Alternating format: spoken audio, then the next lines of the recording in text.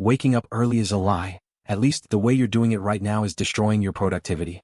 Most people think that if they just drag themselves out of bed earlier, they'll get more done.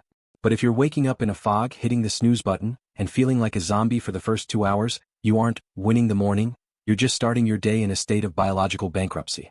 You're trading quality for quantity and you're losing. Look, be honest with me, brother. How many times have you been through this loop? You tell yourself you'll go to bed early, you end up scrolling through your phone until 2 a.m., and then you wake up feeling like a disaster. You hit snooze, you drag yourself out of bed, you're foggy, you're behind, and you're already stressed before you've even had your first cup of coffee. You see these high performers, these entrepreneurs, these guys who look like they've got it all figured out, and they're out there crushing it at 6 a.m. while you're still trying to remember your own name. You think they have some secret superpower? They don't. They just have a better system. Today we're going to strip away the excuses and build you a morning routine that actually works. We're going to hack your biology so you stop reacting to your day and start dominating it. Here's the truth that most people miss. Your morning isn't just a transition between sleep and work. It is your tactical preparation window.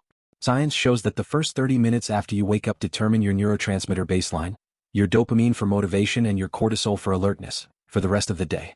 If you reach for your phone the second you wake up, you are literally hijacking your own brain. You're flooding your system with social media noise, work stress, and blue light before your brain has even had a chance to calibrate.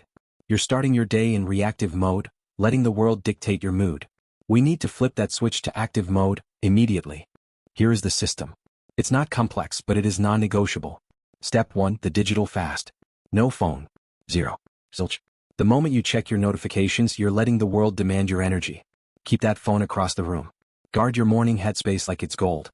If you need an alarm, get an old-school analog clock. You aren't touching a screen for at least 30 minutes. Period. Step 2, the light reset. This is the most powerful biological lever you have. Get natural light into your eyes as fast as possible. Open the blinds, step onto the balcony, or just stand by the window. That light hits your retina and signals your brain, hey, the day has started. Kill the melatonin, boost the cortisol. It's a biological trigger that no amount of coffee can replicate. Step 3, pulse activation. You need to get the engine running. You don't need a gym session, just get your heart rate up. 20 push-ups, some air squats, or even just jumping jacks. You're not doing this to build massive muscle. You're doing this to flush out sleep inertia and send a crystal clear signal to your nervous system. It's go time. If you really want to level up, here are 2 pro hacks. First, environment design. Lay your workout clothes out the night before. Remove the friction so you don't have to think, you just do. Second, the review. Take 60 seconds to write down your number 1 goal for the day.